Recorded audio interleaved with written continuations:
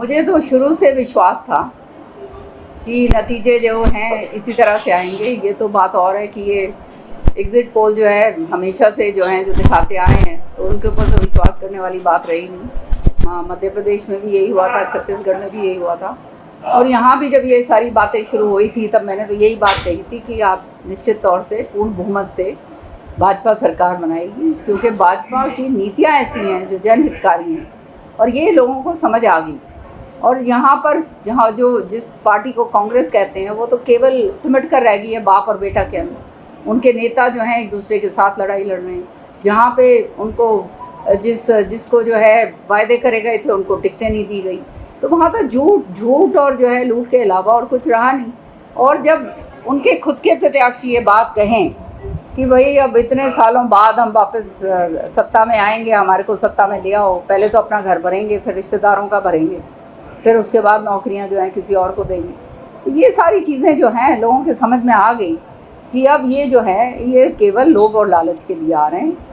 ये जनता का हित साधने के लिए नहीं है। और सरकार जो है हमेशा से लोग वो चाहते हैं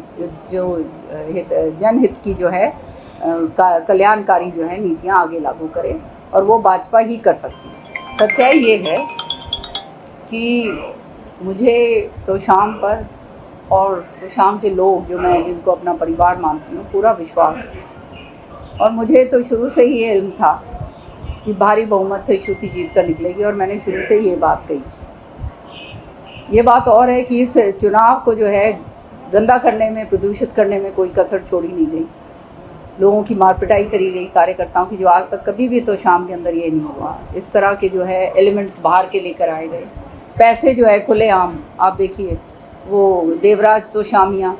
जो है किस तरह से खुलेआम जो है एक बारी नहीं 2 बारी पकड़े गए पैसे बांटते हुए। तो ये सारी की सारी चीज़ें सबके सामने हैं, और उसके साथ फिर जो है विरोधी तो इकट्ठे होते ही हैं, इसमें तो कोई शक की बात नहीं है। लेकिन जिस तरह से चुनाव के अंदर प्रचार करा गया गलत तरीके से, और हर चीज़ का इस तरह से इस्तेमाल करा गया, ये मैं समझती हूँ प्रजातंत्र के अंदर